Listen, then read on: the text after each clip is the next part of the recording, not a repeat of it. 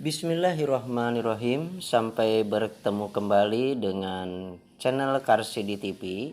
Pada kesempatan yang berbahagia ini kita akan membahas mengenai pembelajaran pengelolaan bisnis retail pada KD ke-11, yaitu KD pengetahuannya menerapkan prosedur administrasi bisnis retail, dan KD keterampilannya membuat administrasi bisnis retail.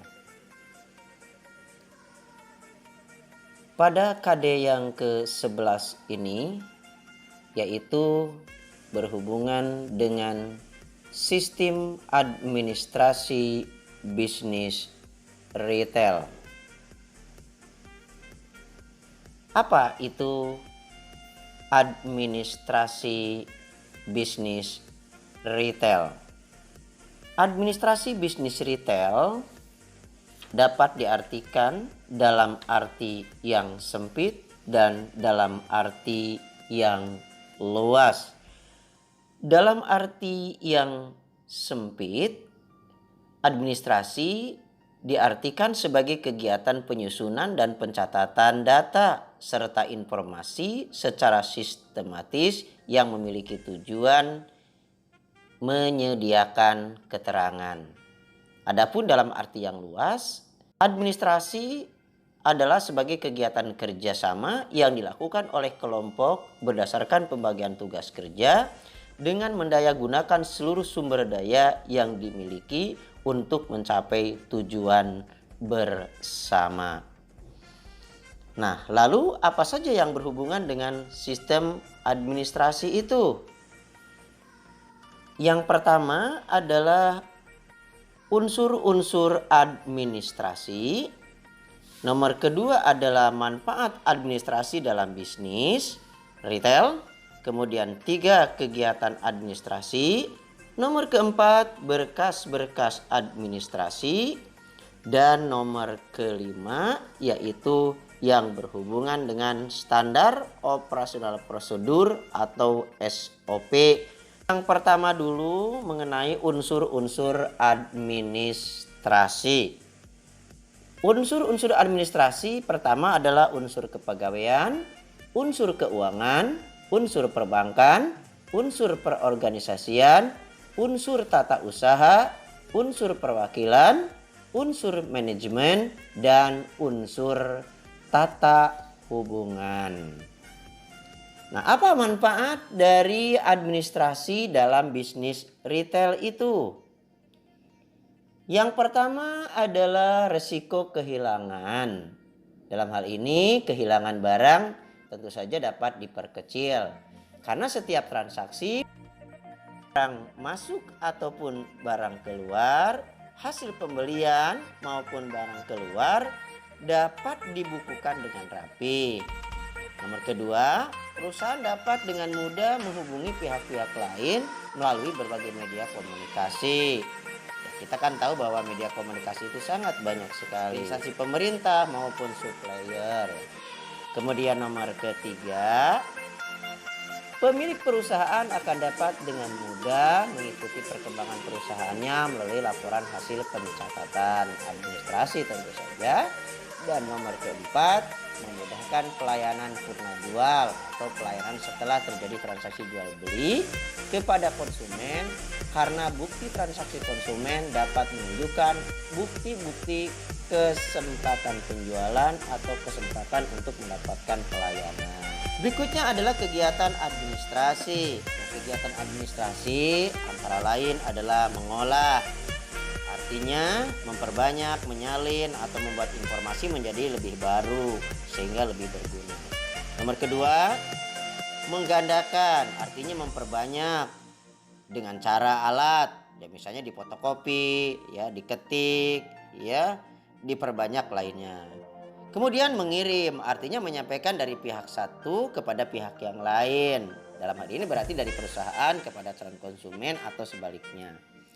Kemudian nomor keempat, Menaruh artinya kegiatan meletakkan di tempat tertentu dengan maksud mudah untuk ditemukan kembali. Dalam hal ini ya tentu saja di tempat arsip atau di tempat penyimpanan yang memang sesuai dengan pengadministrasian yang baik. Nomor kelima, menghimpun. Artinya mengumpulkan dari segala keterangan yang tadinya berserakan sehingga dapat dipergunakan pada saatnya atau mudah ditemukan pada saat dibutuhkan.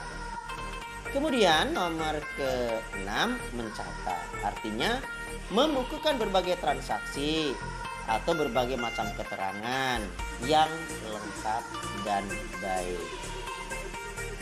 Nomor keempat adalah berkas-berkas administrasi. Apa sajakah berkas-berkas administrasi itu? Ini biasanya berhubungan dengan masalah berkas-berkas pembelian misalnya. Ya, pertama misalnya ada surat pesanan, kartu persediaan, bukti permintaan dari gudang, berkas penjualan.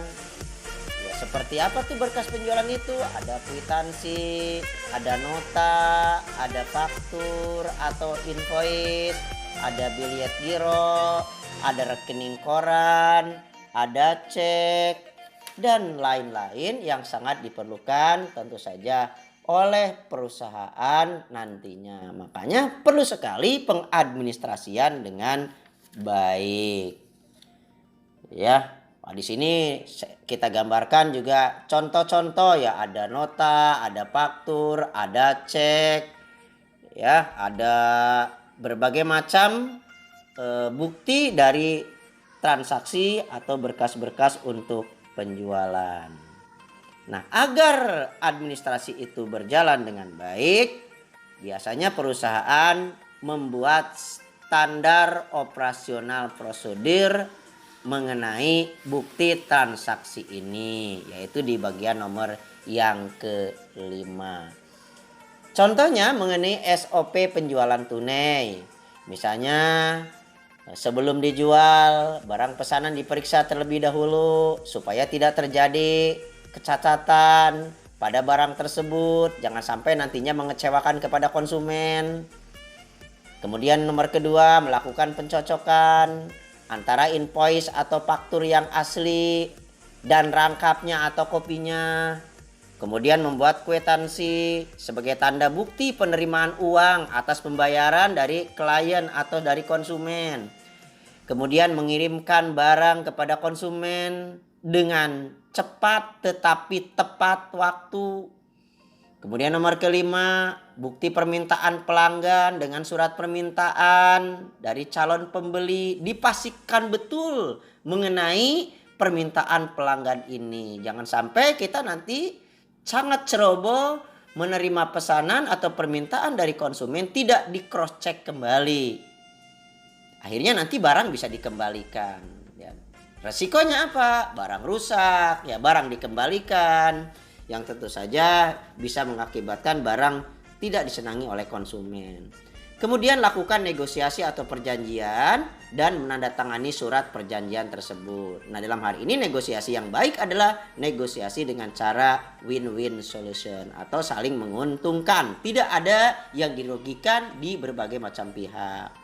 Nomor ketujuh adalah membuat dan menandatangani surat perjanjian. Nah, buatlah perjanjian dengan baik, ya, sepakat kedua belah pihak. Setelah itu mungkin perlu juga dibubuhi materai barangkali, lalu ditandatangani surat perjanjian tersebut. Kemudian nomor ke-8, membuat faktur pembelian dengan benar dan teliti. Nah, itu diantaranya lain adalah mengenai standar operasional prosedur mengenai penjualan tunai. Kemudian juga dibuatlah standarnya juga mengenai SOP pembelian barang tunai. Misalnya perusahaan menetapkan nomor pertama, perusahaan yang menjadi supplier mengenai barang ini mampu secara rutin menyediakan pasokan barang. Jangan sampai barangnya kekurangan atau kelebihan daripada barang-barang tersebut. Kemudian nomor kedua, dalam melakukan pembelian barang harus mempertimbangkan harga, kualitas, dan pelayanan saat membeli. suatu barang atau jasa ataupun mungkin pelayanan setelah purna jual. Kemudian nomor ketiga, bukti permintaan bagian penjualan ya, atau produksi dibuktikan dengan surat permintaan.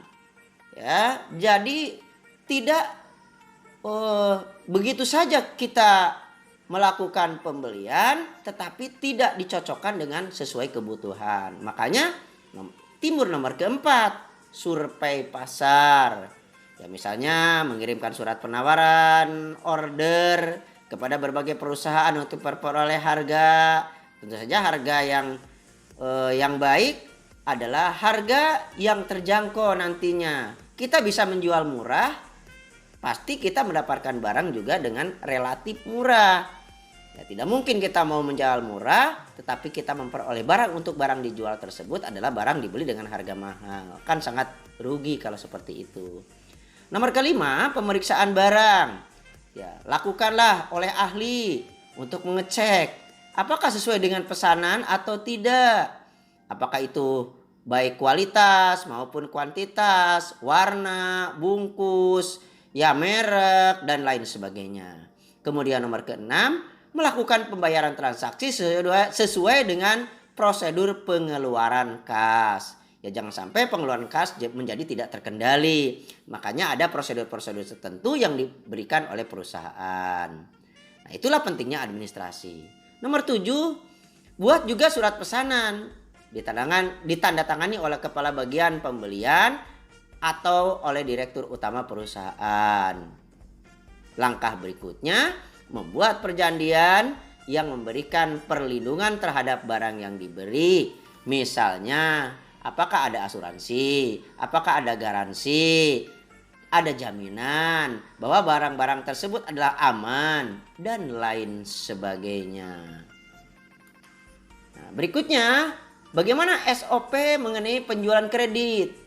Kita kan kadang-kadang dalam melakukan penjualan juga tidak hanya tunai, apalagi masa-masa sekarang ya.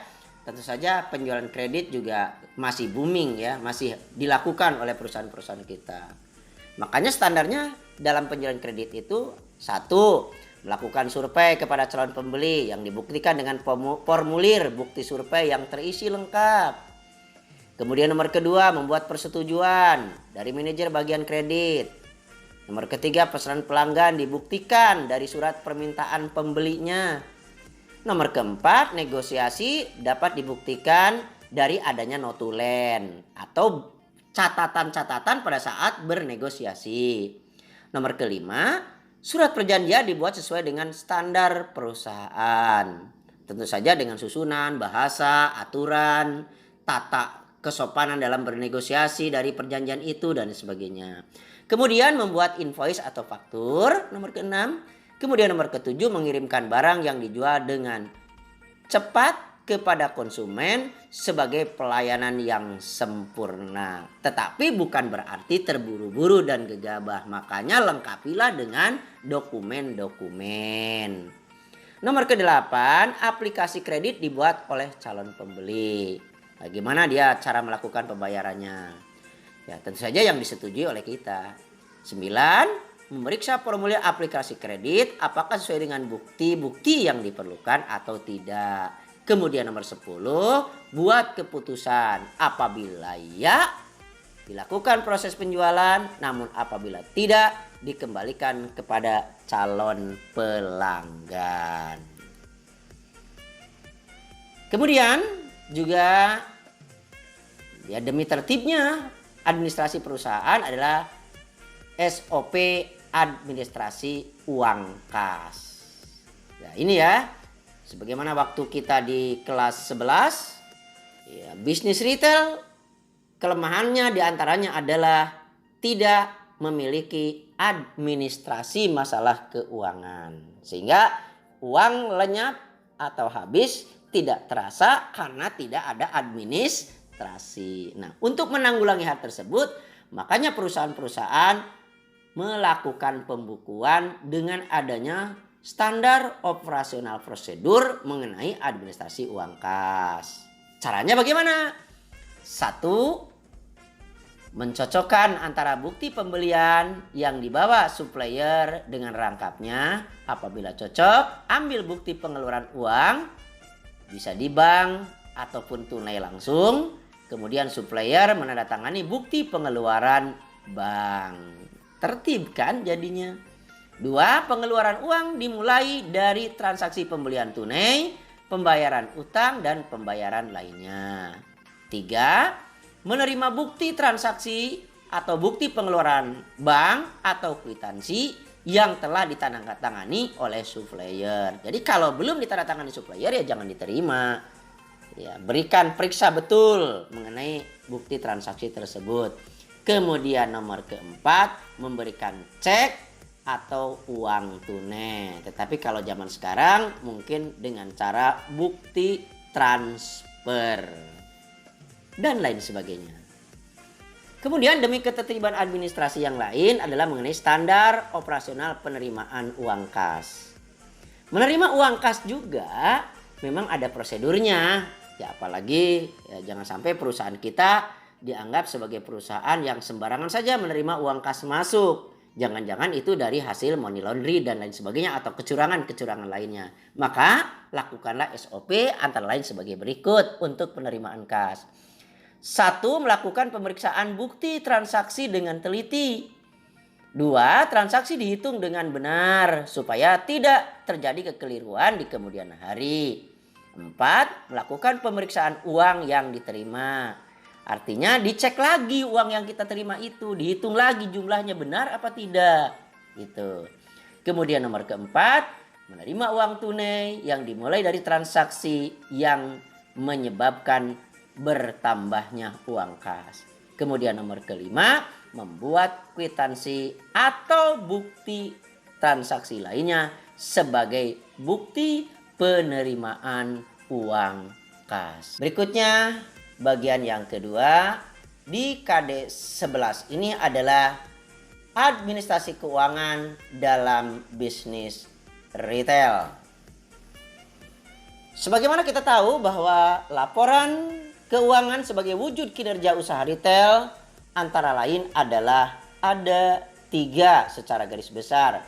Yang pertama ada neraca, nomor kedua ada laporan rugi laba, kemudian nomor ketiga ada modal kerja.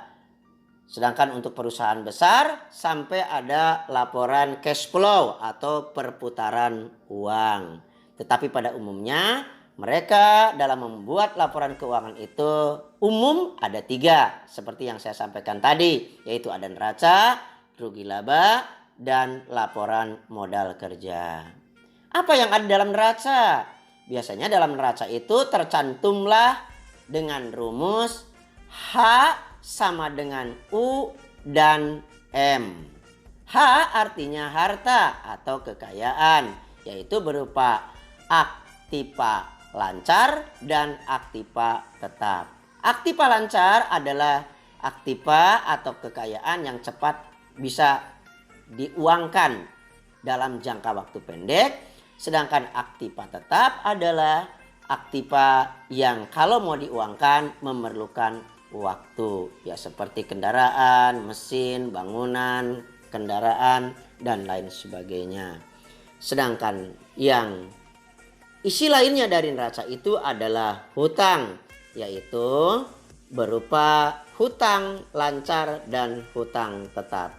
Hutang lancar yaitu hutang-hutang yang berjangka waktu pendek, paling lama adalah 1 tahun.